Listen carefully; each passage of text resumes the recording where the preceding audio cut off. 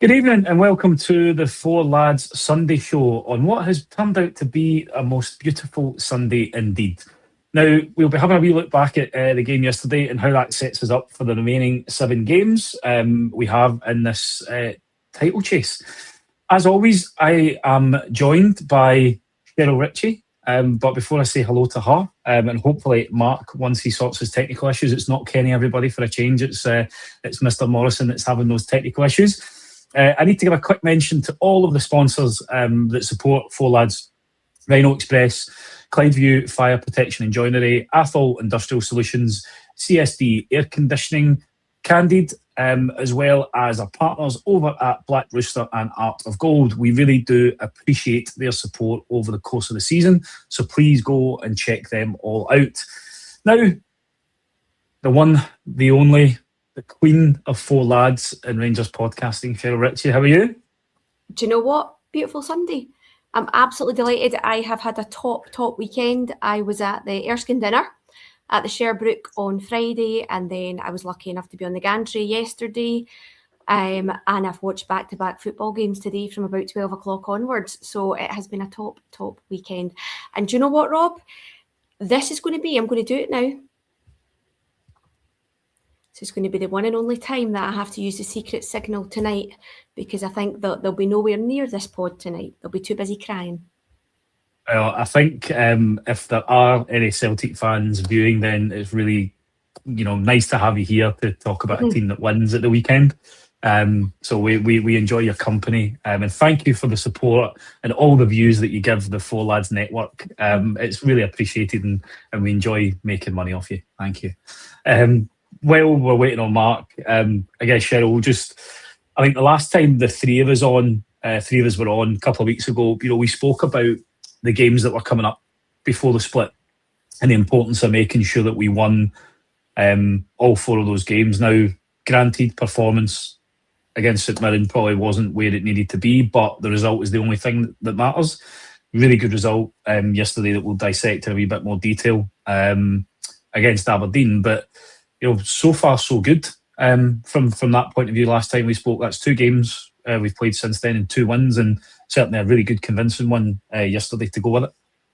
Yeah, performance was much better, particularly in the second half, and I know we'll get into it, but it was just, I think the thing that we've all been calling for, that wee bit of fight, the wee bit of desire, the not kind of resting on our laurels when we're 1-0 up. We seen that in the second half yesterday, and it was so much better. Second half, in the main, after the Aberdeen goal, the 5 minutes after that was brilliant. It was really enjoyable, a really good performance, and it had that wee bit of desire and the wee bit of push and the teamwork as well. Yeah, and I think that's one of the things that we were going to talk about as we go into the Aberdeen game, was that desire piece. I think that was the thing that was most pleasing yesterday. Players looked up for it. And while it wasn't all perfect, at least there seemed to be a bit of a mentality mind shift change, which was really good. And they looked like they were up for it, which was the key thing. And again, St Mirren was a bit stuffier, but shows the different side. Grinding out a 1-0 victory, getting a bit of a setback against Aberdeen, and still pushing through and getting another few goals. Yeah, and do you know what? I was thinking about this, and I didn't say it last week, but I genuinely cannot remember the last time that we gave St Mirren an absolute doing.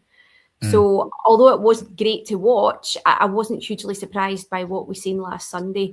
Whereas yesterday, I just felt the first half was a wee bit slow, a wee bit safe, a wee bit stuffy. But certainly after it went up to 2-1 and we kind of rode out the 5 minutes after that, there was that desire. But even, from the beginning, I thought we settled pretty well, Rob. I thought we settled pretty well. Now, I think what we do, before we go any further, what we do have to say is that's an exceptionally poor Aberdeen team. That's the worst. I think that's the worst. And I'm sure that Stevie actually said it to Kevin Nisbet yesterday in the press conference post-match. That's the worst Aberdeen team that I have seen in a very, very, very long time. Because when we spoke about it before the match, we said, we know it doesn't matter how Aberdeen's form is elsewhere. This is their cup final. They're always up up for it when they play us, especially when they come down to Ibrox as well. But we just didn't see that at all yesterday, bar the 5 minutes after the goal. Yeah, that was the surprising thing. It was like you always expect Aberdeen to up their game. But I guess it comes back to we just need to focus on what we do, and that was the great thing to see yesterday. And I think mindset and mentality is something that the manager's been questioned on quite a bit recently. And I think sometimes we as fans probably read into things a little bit too much as well, because you can have a strong mindset, struggle against St Mirren, win 1-0, and then the next game, you play really well and you win 4-1. Both sides of the coin, you can kind of argue show a good mentality from a player's standpoint, because they found a way to win when things haven't been going their way, and equally they've put a team to the sword, increased the goal difference, and done everything almost right. We'll obviously talk about the game in a wee bit in a few minutes, but it's positive signs and things that we can start to get behind, I guess, as fans. Yeah, absolutely. And you're right. When you say about that mentality thing, it's just unfortunate the 1-0 away to St Mirren was horrendous to watch. And unfortunately, it is a bit of a naff term, but I find myself using it all the time. We do have that scar tissue around this group of players and around the club for quite a long time now, that for us, we're not good enough. We're certainly getting better at the back, but historically, we've not been good enough, particularly at the back, to sit on a 1-0 lead, because we just know that for a long time, we've been the sort of architects of our own downfall, with conceding really, really stupid goals. So I think we are still quite nervous when we're at 1-0, and as we've seen, unfortunately, a few weeks ago at 2-0 as well, because we're susceptible at the back at times, or we do have really stupid mistakes in us. But we didn't, other than the one yesterday, that we haven't seen that. We didn't see it yesterday, aside from their goal at 2-0. Yeah, absolutely. And I guess while we wait for Mr. Morrison to join us once he's restarted his ancient laptop and he's got it cranking again at full pelt. We'll head into it. I know you've already had a bit of thoughts on the kind of match pod with Stevie yesterday when you were there, but only one change. Asgard coming in for Gassama meant we lined up with Butland making his 150th appearance, which is a good achievement. I think he'll be disappointed that we gave away such a cheap goal, and it cost him a clean sheet for that. Tav, Jiga, Fernandez and Romans making up the defence. Midfielder Raskin, Chukwani, Moore, Asgard with Nadiri and Chimity up top. I think the only surprise for me was the fact that Asgard had come in. But apart from that, happy enough with that lineup, and felt that more than enough for us to be able to put away, as you said, what was a very, very poor Aberdeen side coming to Ibrox. Yeah, because I haven't seen much of them, barring when we play them. And I do believe that when Celtic played them, I think it was midweek a couple of weeks ago, they were actually quite unlucky. So I wasn't aware, Rob, of just how poor that they are.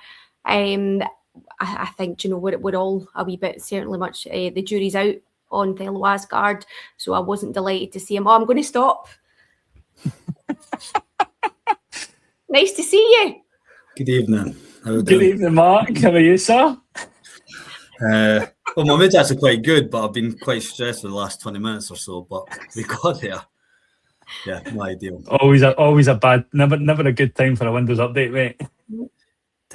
Technology is never my friend, to be fair, but tonight has been nothing short of a shambles. So apologies. There we go.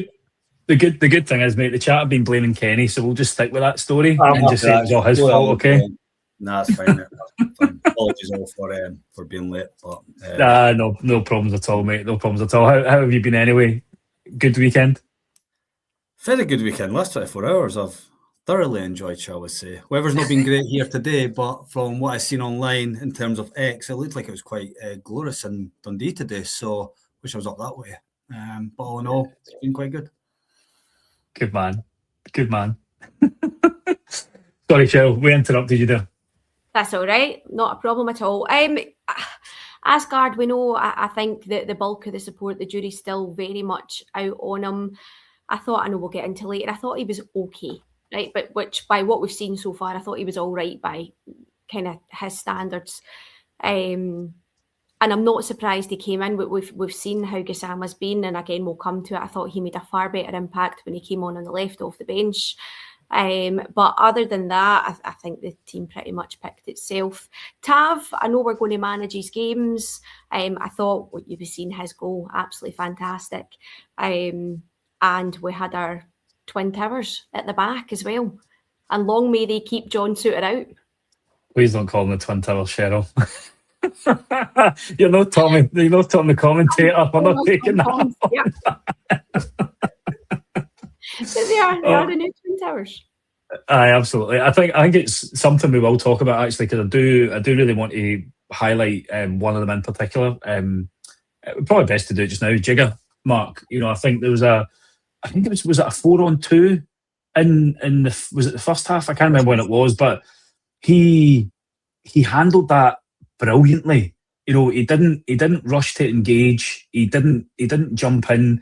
He bought himself a little bit of time. He closed down the lane, the passing lane, and ultimately the attack kind of petered out to nothing. But I think it's a signal or a sign of his performances over the last few weeks that there seems to be a real maturity there. And him and Fernandes, like Cheryl says, have formed a cracking partnership there now. Both of them are on each other's wavelengths. They've got a great turn of pace. Actually, still give me heart palpitations when they're taking on the opposition players and then using the ball well. But actually, those two are giving us a really, really strong base to play from at the moment, aren't they? Yeah, I think it's one. Giga, obviously, when the African Cup of Nations came and he obviously went, nobody was unhappy that he was one of the players to go. I think he's came back. It was probably the leggings moment. It's probably turned, to be fair, that time that he was wearing, I don't know, the poppers back for the 90s, if I remember rightly. In all fairness, and he just came on a game. I think, the Marwell away in particular has probably been his best game from my point of view anyway. I think then he was exceptional. And from there, he's kind of just carried on, isn't it? I think there's probably moments earlier in the season, I think it was probably just the way we were obviously playing in that. He's a bit of a bag of nerves, if I'm honest. But I think since, he's got back into that team, and from then, he's him and Fernandes have been pretty solid throughout. I think the positive thing as well, just not look nervous. And I get your point in terms of they maybe sometimes dwindle on the ball a bit too long, but I think that's just Fernandes in particular, just the way he plays. It's sort of that last moment and then plays the pass to try and break, obviously, the opposition up the park. But all in all, between the two of them, in recent weeks have been exceptional. And again, to what you're referencing there, I thought he was pretty calm in that moment in particular, whereas maybe earlier on in the season, you might have not seen the same Giga. But all fairness, the two of them have been performing really, really well and giving us that base to then go, obviously, the team further up the park to do their thing. But all in all, it's been good to see. Myself and Cheryl, before you come on as well, Mark, we're just talking about mentality with some of the players, and I know the manager's getting really irked about how often this comes up in some of the pre-match pressers and press conferences that he has. But in the run-up to the game, he'd mentioned that both Moore and Romans had slight problems, which for me would have indicated that there might have been a bit of a doubt. But I thought it was a great sign that both of them actually started yesterday and played so well and lasted so long, because that's a signal to me that we've actually got players that have the stomach for the fight. They're not going to use a bit of a knock or anything like that as an excuse to sit on the bench or say, I can't play, particularly in Romans, who's just joined the club. That for me demonstrates that there's quite a good mentality within the squad at the moment where players want to play, and you see that all the time in teams that are successful. That if your players are keen to get on that pitch and keen to perform, then that can really help drive the momentum through certainly the next 7 games that we're gonna have, which are going to be really, really important.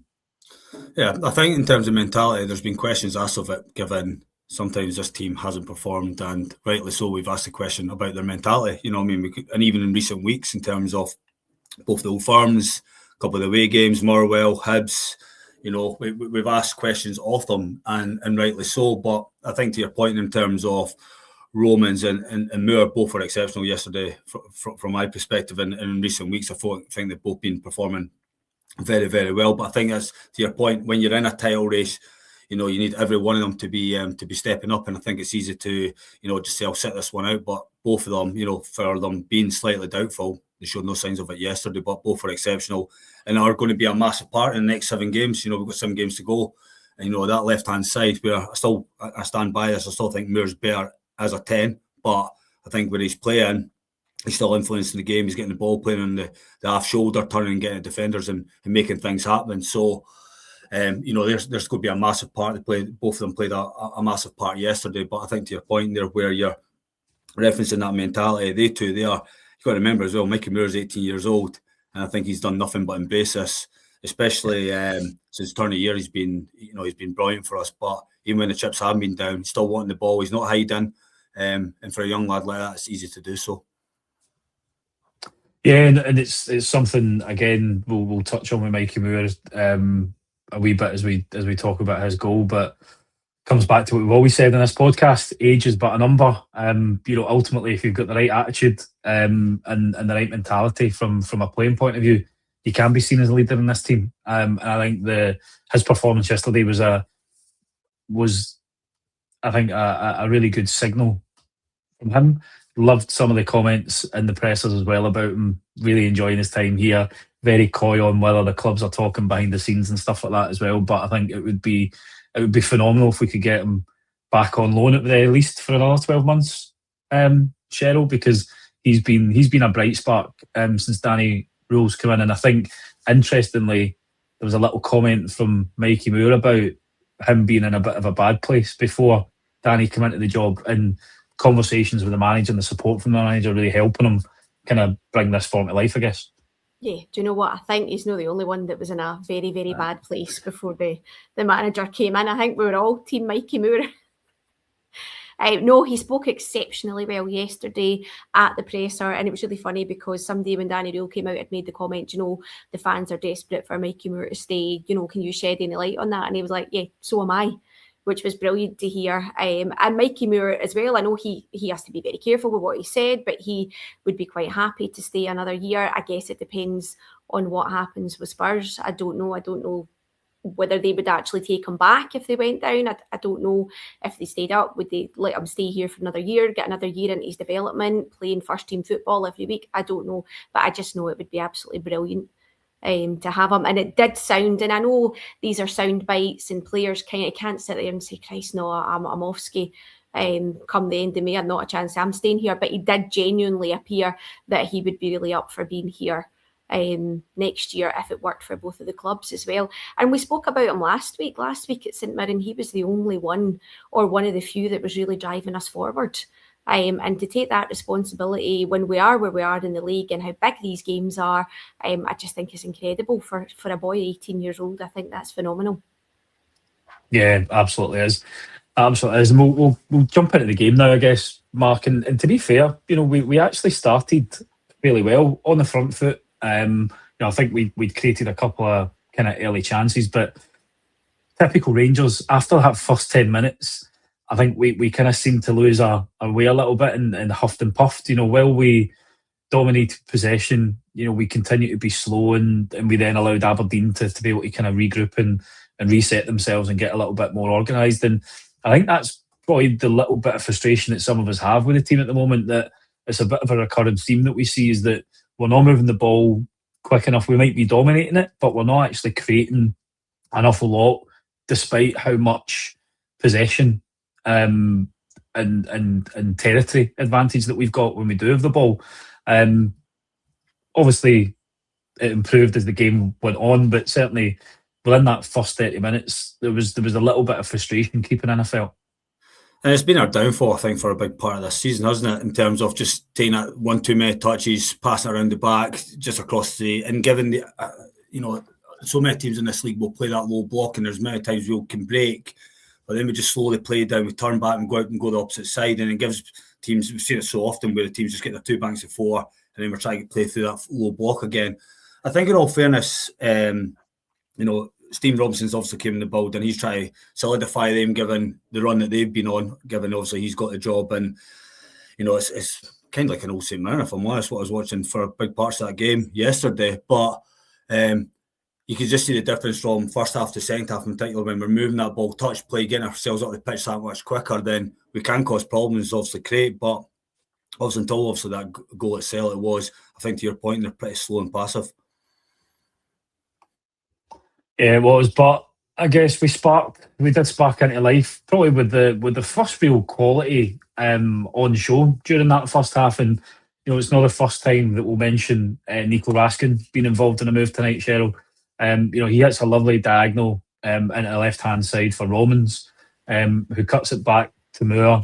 Shots initially saved, but it breaks to Chukwani, and I thought he finished it really, really well from the edge of the box, and it's kind of 1-0 and we're off at that point. Yeah, absolutely. Because I think before that, Chermiti, we'll come on to him later probably as well, he had the header over the bar, didn't he? That it looked actually easier to miss, harder to miss than it did to score. But I think that goal for me, the first goal, it was a brilliant ball over from Raskin, but Romans work to actually keep the ball, get past the defender, and then get it into Moore. Because I think, was it Moore that hit the shot first and it rebounded and then was put away by Chukwani? But when I watched it back, obviously at the game you're celebrating, but when I watched it back, it was a brilliant finish. He actually took the goal really well. But again, something that we haven't mentioned, I thought the atmosphere, I don't know what you thought, Rob, but I thought the crowd were really, really up for it. From the first whistle as well. I thought the atmosphere yesterday was brilliant. But no, an extremely well taken goal. Yeah, it was, and I was going to make that point about Romans as well, actually, because you're right, Cheryl. The determination for him to get in front of his man, driving in there to make sure that there was only one person that was going to win that ball was great. And it wasn't until I saw the replay back that you see there's a space for Chukwani to hit, and if he hits it, it's in, and he places it perfectly. Did everything right, make sure he got himself over the ball, lovely side foot, and it was a cracking goal. And just like Cheryl mentioned there, Mark, we did have another couple of chances. The Chermiti one, I think, is one that he's got to be hitting the target with from that header. Tav has a really good effort that's kind of fizzed over the bar for distance. And then I think the Chermiti not have another one where he hit the side netting. These are the types of chances that I think that get us really frustrated as fans sometimes, because in a tight game, and again, you know that Aberdeen potentially with Robinson's going to be really stuffy, they're going to be defending, they're going to be doing that low block. That can be the difference between getting the win or getting a couple of goals to kind of shoot up the goal difference. And obviously hindsight's a wonderful thing. We know that we won 4-1 and everything was okay, but at that moment, that's where some of the frustration comes from again, that these are the chances that we've got to be a lot more clinical with, especially in the next 7 games, because it's going to be, a lot of these games are going to be against top 6, better quality teams than Aberdeen will be. So you've got to make sure that if you are creating a chance, you're hitting the back of the net. Or even the target. I think that, at least test the goalie. I think for the one he's hit with his left foot into the side net, I think he's got to go across the goalkeeper. I think his header as well, given the size of the lad, should be headering that down. He's kind of got underneath, I don't know how. And to Cheryl's point, it's actually harder to miss than it is score. And it is these moments, and if also the goal itself, just to reference back to that, I think Romans himself, and the difference we've got in that final third now in particular is he will try and pass it instead of just putting it in the mixer and hoping for the best. He's also picked out Moore. It's a good block. Then Chukwani himself, he doesn't just strike it, he just passes it in this. It's a brilliant finish. But back to Chermiti himself, I think this is the frustration with Chermiti is, you've seen some of his goals, outstanding world-class finishes, and then the ones like that, to not even hit the target, I think for me is a frustrating part. And I think to your point there, when some of these games are going to be a bit more difficult, given when we do go to the split, these could be absolutely crucial moments between getting 1 point to 3 points, and it could be all the difference. And that's where he just needs to, if he wants to go to the next level, that part of his game, he just needs to get better at, given he found his selling a couple of decent bits of space, but when you're in that, you've got to make sure you take the moments and at least test the goalkeeper, given he's not even hitting the target.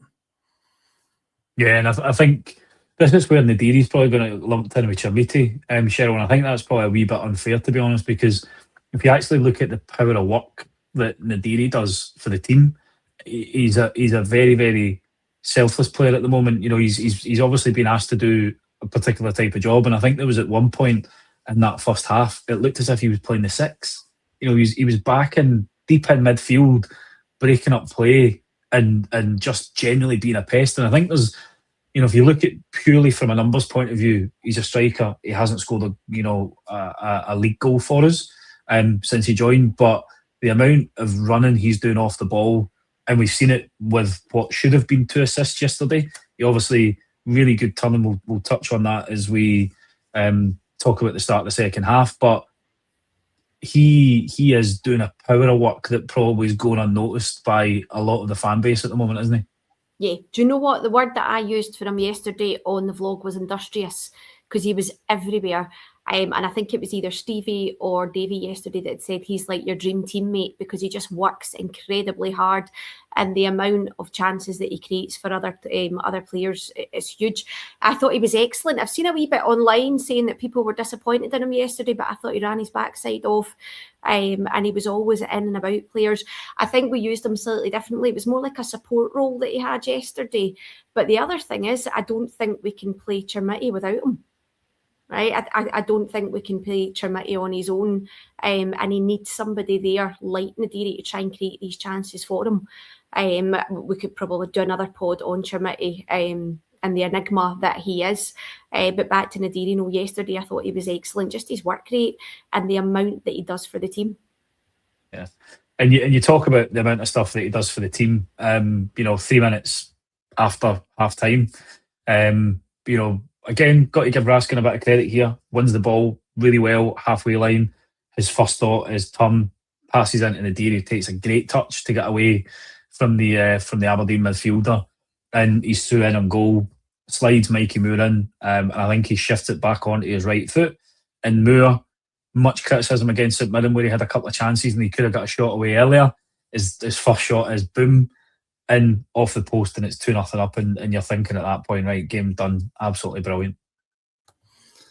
Yeah, no, absolutely. And I think, as you said, there's a couple of parts to that. You said the work rate from Raskin to start with, winning that ball back, and that's something fair Raskin. He's got in his locker, and when you see him playing for Belgium and that, he's getting a lot of plaudits. He had quite a bit of that yesterday. He said the 3 goals he's involved in, but that piece there in particular, getting the ball back, turning, giving it to Nadiri, again back on that half turn, driving into space.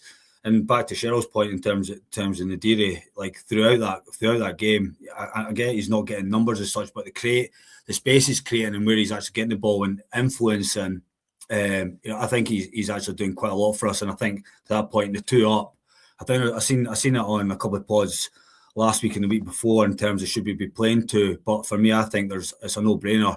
Chermiti can't play on his own up top, and with Nadiri work, the worrying part I'd have with Nadiri being up top on his own is he'd be doing all this work and then nobody'd be round about him to sort of give the ball to. So I've been impressed with him. I think he's offering a lot. He's influencing the game enough for me. Well, of course we're going to need to start seeing goals added to that. Given he's obviously been brought in as a striker, we've also spent quite a bit of money and went a bit over the odds in January to bring him in for the second half of the season. But he's influencing that in that second goal to be Moore.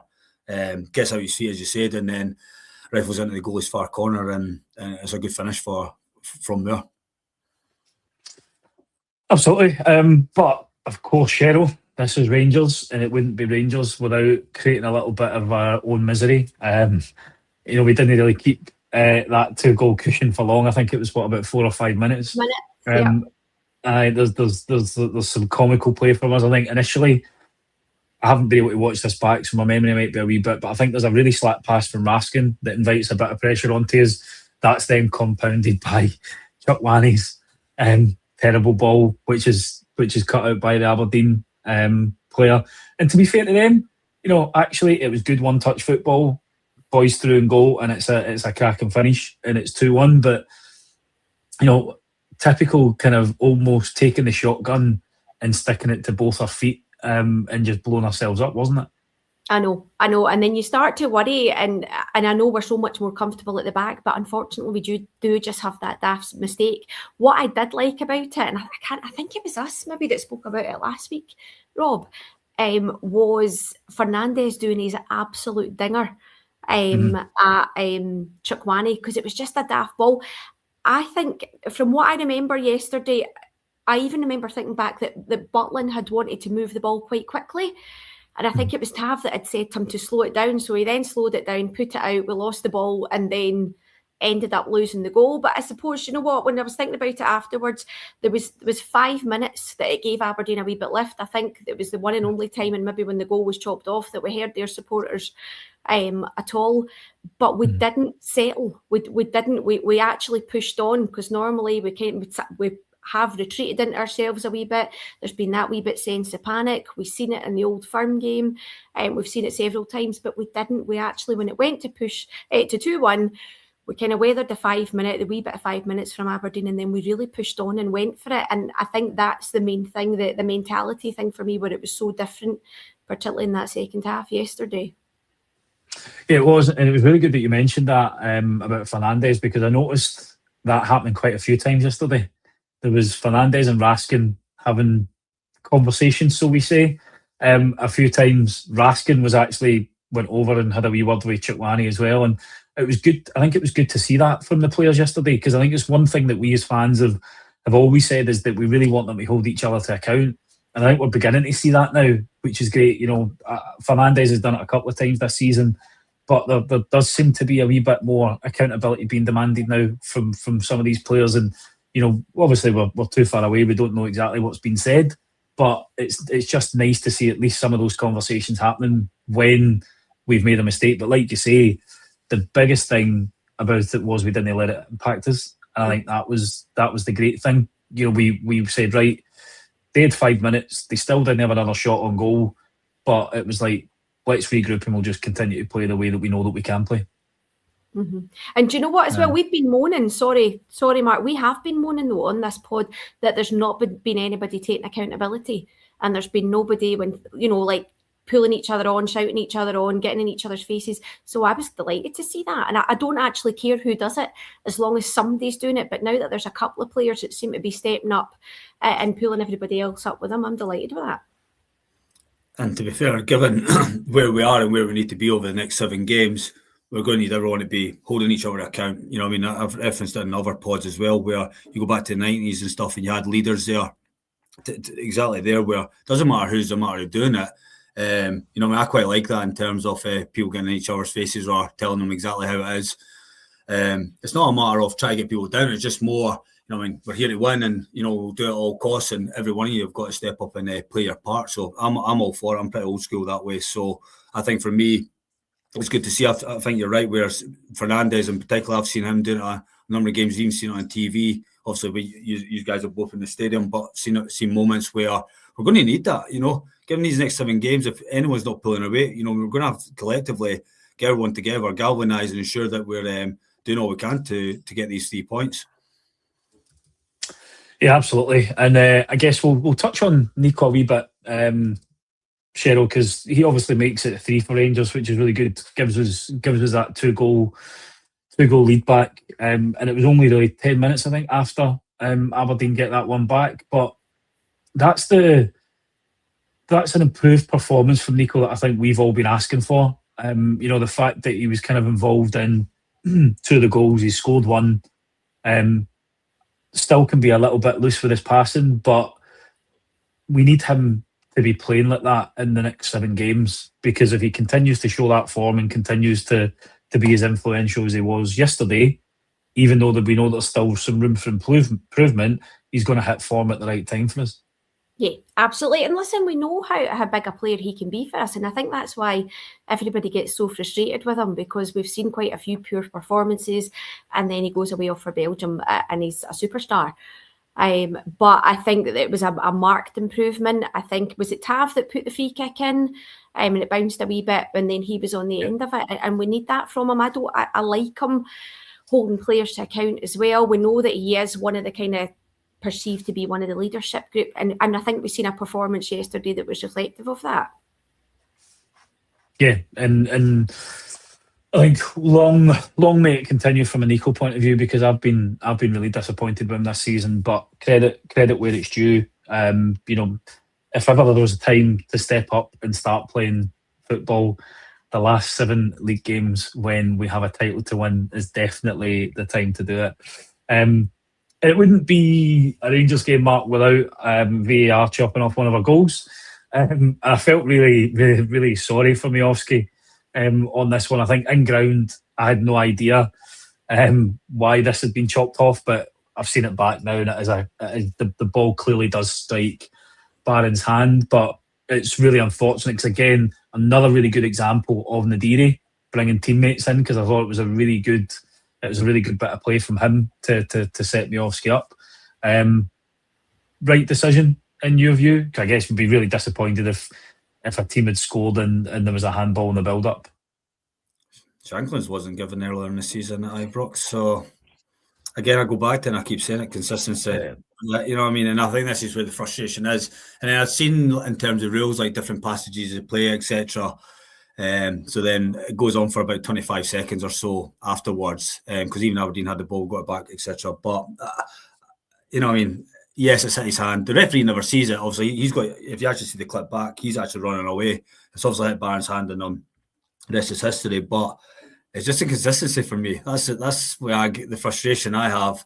You know what I mean? And you know, we've had countless times. We've had it recent weeks at St Mirren last week, and we can go on and on with a number of examples where it's given and when it's not given. VAR looking at it, and sometimes they're giving it and sometimes they're not. And that's for me just where it's this whole rule, isn't it, over the last few years where what is handball nowadays? Like, we just don't know, because sometimes it's given as a handball and sometimes it's not. So if it was against me, yes, I'd be frustrated, but we've had it against us and we didn't get VAR intervening, and we can see goals on the back of it. So, and we also scored against Aberdeen, so fuck them.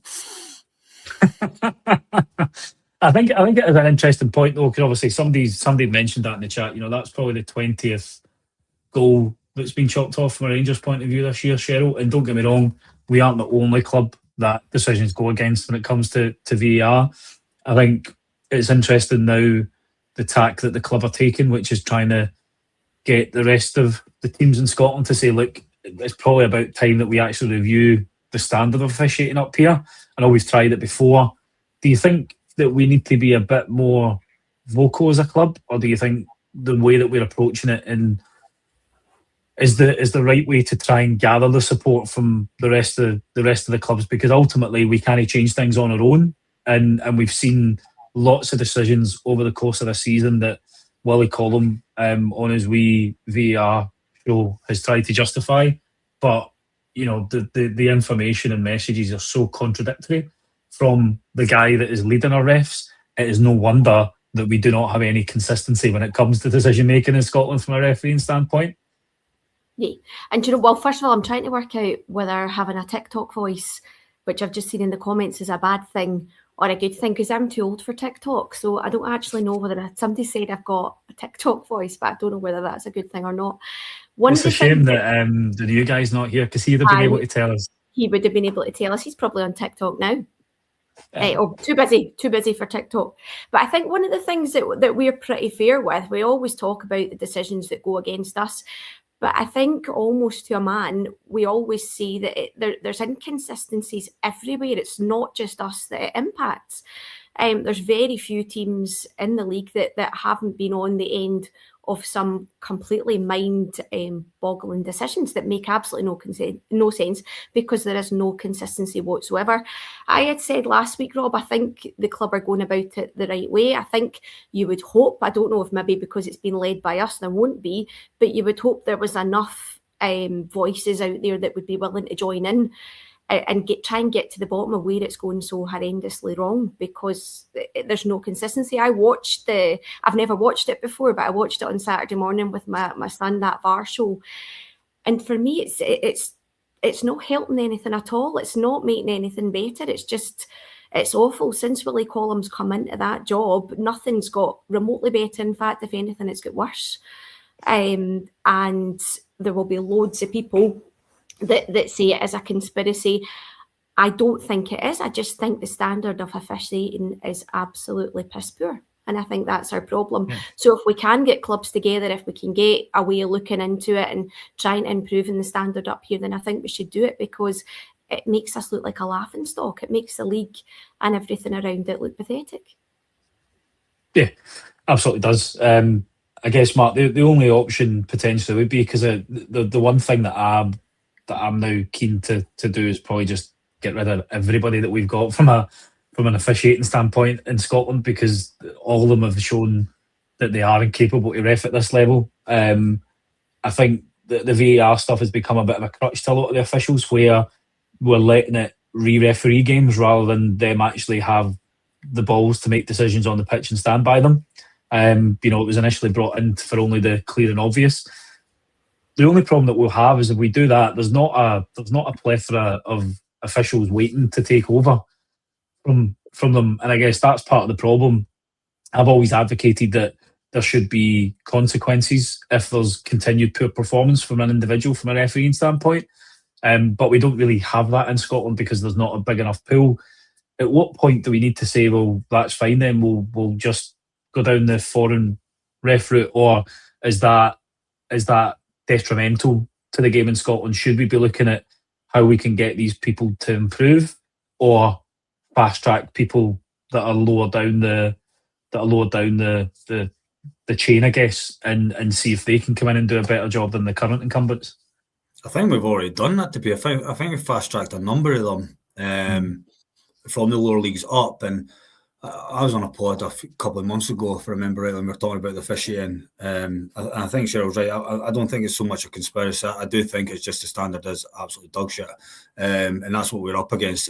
And part of that, I think, what doesn't help us is the money invested in the game up here. We have this VAR show. I think we make more an arse ourselves than, it's just embarrassing for the product and the game up here when, this foot on foot, I was going to reference it earlier, but, just, again, it goes back to inconsistency. But I think the investment doesn't obviously help. The refs aren't full time. I think that could make a massive difference. You can have the referees in training rooms, the VAR. And I think to your point there, when you're in terms of the actual refereeing the game themselves, they're not now. I think they're too scared to make that decision. And, you can see them just lingering, like they're putting a whistle in my mouth or delay a run and then see the offsides and stuff like that. We should be trained to a standard where they should be making the decision. And if it's wrong, VAR intervening and then obviously gets rectified if that's the case. But for me, it's a matter of VAR and referee and putting money in. If we want this product to be the best, and to be fair, we've got some good teams. We've got an exciting title race on right now. The demand should be there. But I think when you're seeing all this and the controversy week on week, it's a detriment to our game. And I think it goes back to that. If we put the investment in, then it could only get better. And referees obviously working with each other on a daily basis, monitoring VAR, monitoring their performances, to your point there, if they aren't performing, other people stepping in and obviously them to go down to championship, whatever it may be. But I think for me, the problem you've got is if you don't have that funding to push on, then sadly you're going to, I don't think this will change. Foreign referees, not opposed to it, but then how much are you going to spend to bring these foreign referees over, etc.? Would it be better just investing in our own and try and see where we go? But I think there's going to be some incentive there to get guys from the lower leagues, get them trained up to be ready to obviously just bring up to where it needs to be. It's almost like we should have somebody running the game that isn't paid a small fortune to try and make these decisions to make football in Scotland a little bit of a better product that they can go out and sell for bigger media rights rather than engage in a third party. But that'll never catch on, I don't think, up here. But enough of talking about VAR and decisions, because ultimately we need to finish off with what was the icing on the cake, Cheryl, of the Aberdeen game. Free kick. It looks like it's better for a lefty to hit, but I don't think it was ever going to be in doubt that Captain Tav was going to step up and strike it. And in the immortal words of what somebody once said, Tav does what Tav does. It was a phenomenal free kick and probably no more than we deserved to win that game 4-1. Yeah, do you know what? It was absolutely sublime, wasn't it? It really was. It was brilliant. And again, as we could do with Chermity, we could probably do a whole series of pods on Tav and what should happen next, and should he stay, should he get another year, do we use him? But see if we use him like that, if we rest him, if we bring him in, he does have a role and he can step up and do things like that. And I'm glad that he did, because you want to see him doing that. You want to see him making his contribution. And as long as we manage him properly, I don't see why he can't still continue to do that. I don't want him starting every game. Absolutely not. Absolutely not. That's not what I want to see. But I'm glad that he could contribute like that yesterday, and Tav did what Tav does. Yeah, and I think it was interesting. I mean, we was it last week we spoke about it, or the week before? I can't remember, but we were talking about some of the games where we're going to have more of the ball. You know, Tav is probably a better option than Sterling because he can use the ball. He's got a bit better quality when it comes into the deliveries in the box, and he can step up with the odd free kick now and again, like he did. And while we do need to manage his minutes, unfortunately, he's still the second top goal scorer in the league from our point of view, which is crazy to be saying, Mark, that Tav is still scoring goals that potentially is going to contribute to a Rangers title winning team. I think he can still add something to the team. I think Cheryl's absolutely spot on there, where I don't think it's a matter every week, but managing his minutes, you know what I mean, he is getting on now. And I think you could see in parts of the game yesterday, try to get back. Aberdeen had a chance to second half with the boy at the back post, and he's miles off it. And look, he's getting older. It's just what happens in life, isn't it? Some legs just can't keep going. But I think he still has some form of part to play. But I think that is one thing, given how unreliable Sterling is, that is probably one of the positions we need to focus on in the summer. I think we can see the impact that Romans has. And I think you look at any successful team, fullbacks are absolutely pivotal in being successful teams, getting up and down the pitch, not only defending, but having an influence in the final third as well. And Tav does do that. I think he could put in a decent ball. You know, he's involved in the third goal as well with Raskin. But when he's up against pace, sadly, he just can't deal with it. And it's one of these, but when we are dominating the ball, when we are pushing, but now we're going to that, you know, we've got Dundee United at home in 2 weeks' time, and then we've got St Mirren. No, we don't. We have Falkirk after that. Yep. But the top 6 games, how many of them do I want him to be playing? I'd be slightly worried if he was involved in more than 3. Yeah, and I think that's the key thing. It's recognising that we do need a successor. We've got to find somebody, you know, effectively clone Romans and give him a right foot potentially. You know, that would probably solve our issues at right back if we could do that. But I guess just closing off the Aberdeen game, I'll just ask you both for your man of the match, or sorry, person of the match, Cheryl. Get that in the bin. It's man of the match. I'm going to go for, this is probably, well, obviously we know that we've agreed on this beforehand, so I think it might be Mark and I's last 4 lads pod together, because we're going to go against our gaffer, our leader Stevie, who picked Raskin yesterday, and I'm going to go for Mikey Moore. Mark, are you just throwing Cheryl under the bus there and staying quiet? You're just like, I didn't agree to that. I thought Raskin, he was involved in 3 goals. No, I thought it was Mikey Moore. I think, I mean, in recent weeks, we talked about it earlier. I think, you know, given his age and the impact he is having, you know, he could have done better with some of his finishes at St Mirren last week, but, you know, he made amends with his goal yesterday. And I think just his impact on the game, and for me, I just absolutely love him. I think he's brilliant, and I think he's going to have such an important part to play over these next 7 games. And like I said, an 18-year-old, to have the impact that he's had, and even when the chips have been down, he's still stood up and been counted. It's not always been great. I think sometimes that's been influenced in terms of where he's played, in terms of on the left-hand side. However, I think there's been a lot more good than bad. And yesterday, for me, I thought he was our best player. Yeah, no, I'd sign off on that as well, to be honest. I did think Moore was really good, wanted to go forward, engage the players. We were looking for him to give us that out ball. So, yeah, as much as the gaffer thought it was Nico, I'm afraid it's 3 votes to 1 in favour of Mikey Moore. So the official 4 lads man of the match is Mikey Moore. There we go. We're all going to get sacked. But it does give us some positivity now, because we've got a bit of time between now and the Dundee United game. Obviously, we want to make sure that all the players away in international duty, first and foremost, come back injury-free. But I'll get comments from both of you on this point. First of all, I'm glad that we don't need to go and play away to Tannadice, because that Cowfield, I don't think anybody could play decent football in that. So we want a bit of a watch that we're playing them at Ibrox. But winning that game against Dundee United means that we can top the table. And I think that would probably be the first time this season that we would have topped the table in any shape or form. And it's quite incredulous when you think about it that, 8 games into the season under the management of our previous manager, we'd all pretty much written off any form of title shot this year. Yet here we are with 7 games to go, talking about beating Dundee United at Ibrox to go top in the league, albeit for a short period of time until Hearts play.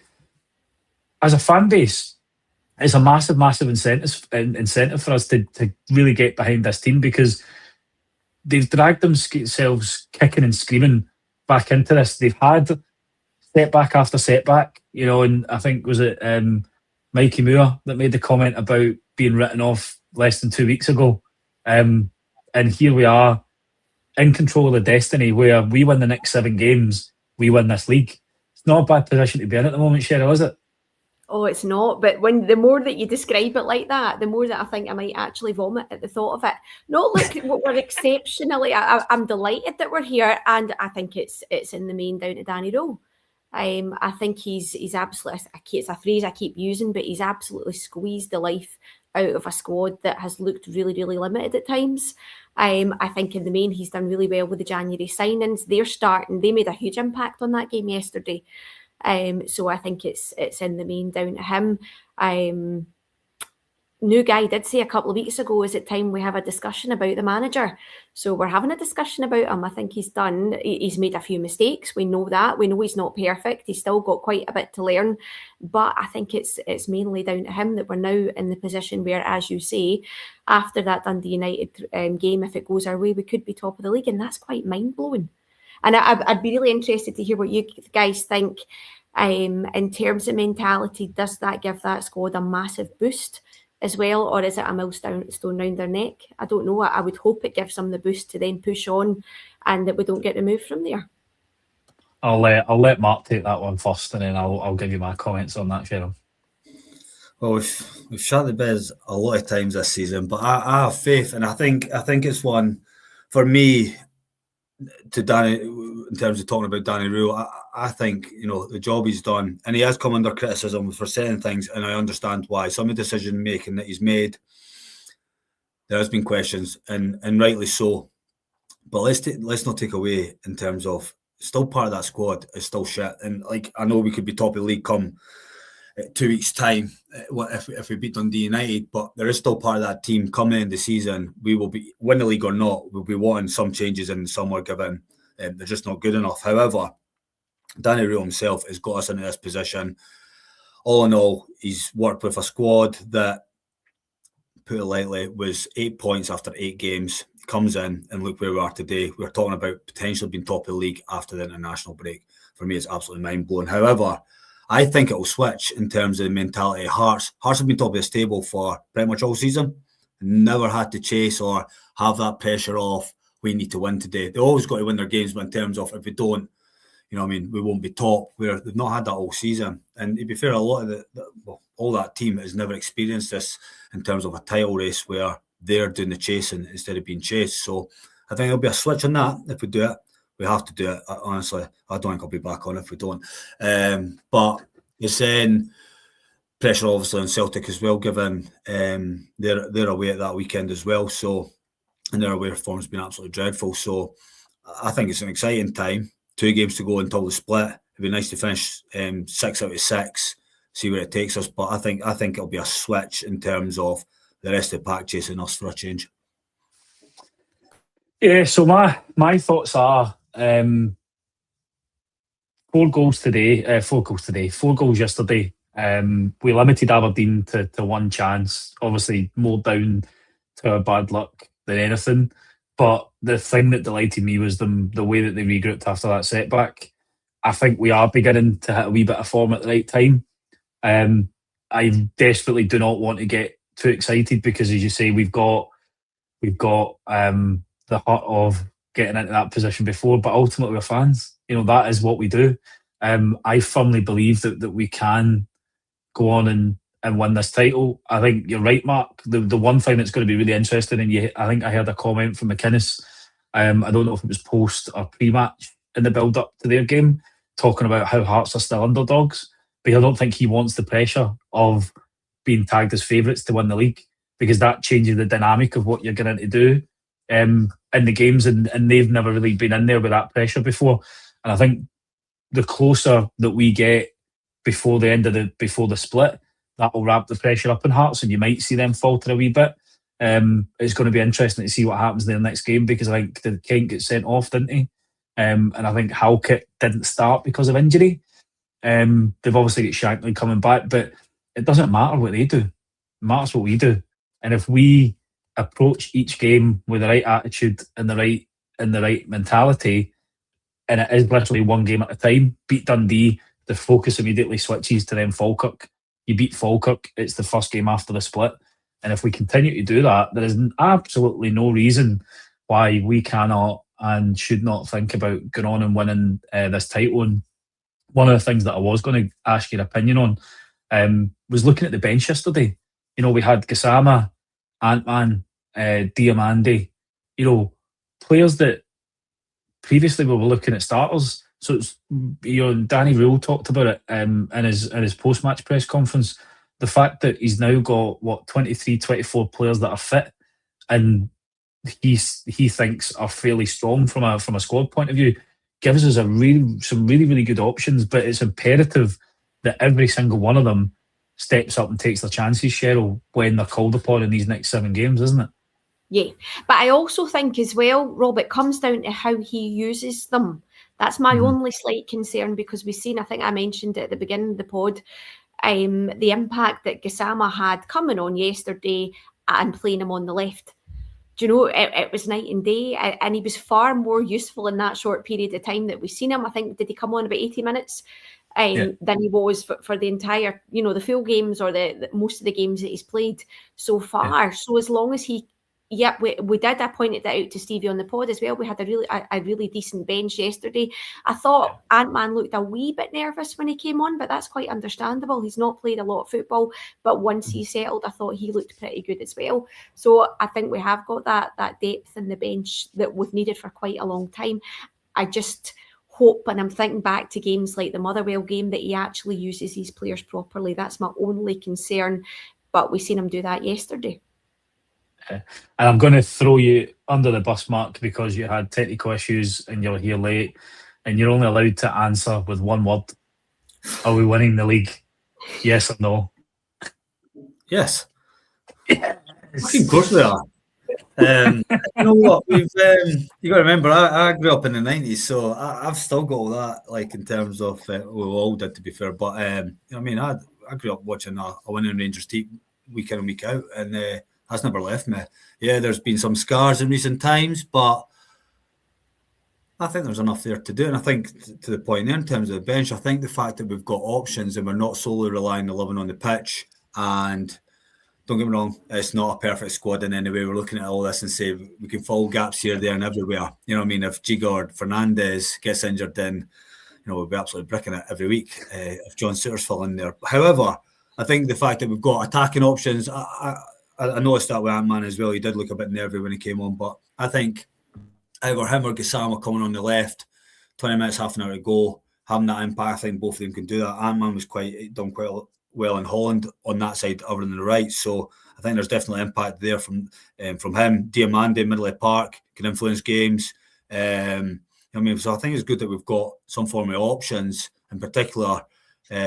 As games do go on, we're going to have to rely on them, and it's a squad game. The fact that you just mentioned there, 24 players, wouldn't be surprised if the majority of them are having some form of involvement between now and the end of May. So they're going to be absolutely pivotal for us to have any chance. But why not? Let's go. That's what I like to hear. It's good to do a show where we can finish on a bit of positivity for a change. And I guess all that's left for me to do is thank you, Mark, for joining us, and appreciate you persevering with the technical issues. Join us. It was a good show, mate. Thank you. Apologies. You can dock some of my wages if you want for being late. But no, thanks for having me. It's nice to end the weekend as it has. And no, it was a good show. Can't believe we've almost done an hour there, but no, it's been good fun. Thank you both. Good. And as always, Cheryl, the Queen, the crown still stays on that head. Thank you very much for joining me. I'll give you the tenner after the pod. Thank you very much, Rob. No, it was brilliant. It's just lovely to wake up this morning and not have the fear. And then it was even nicer this afternoon to have the elation when we've seen the results elsewhere. So it's been a wonderful weekend and lovely to be on with the pair of you. Thank you. Absolutely. And before I go, I just need to say another massive thank you to all of the sponsors that are supporting Pollads. Rhino Express, Clydeview Fire Protection and Joinery, Athol Industrial Solutions, CSD Air Conditioning and Candid, as well as our partners over at Black Rooster and Arts of Gold. All that's left for me to do now is just to thank all of you for tuning in, watching live, or listening back via your normal pod sources. We always appreciate the support that you show us, and we hope that you continue to share the pod online. If you want to become a member, there'll be a QR code somewhere that you can scan and follow the details there. Stevie, Kenny and Davey will be back tomorrow night with the flagship, but all that is left for me now to say is good night and enjoy the rest of your beautiful Sunday. Take care.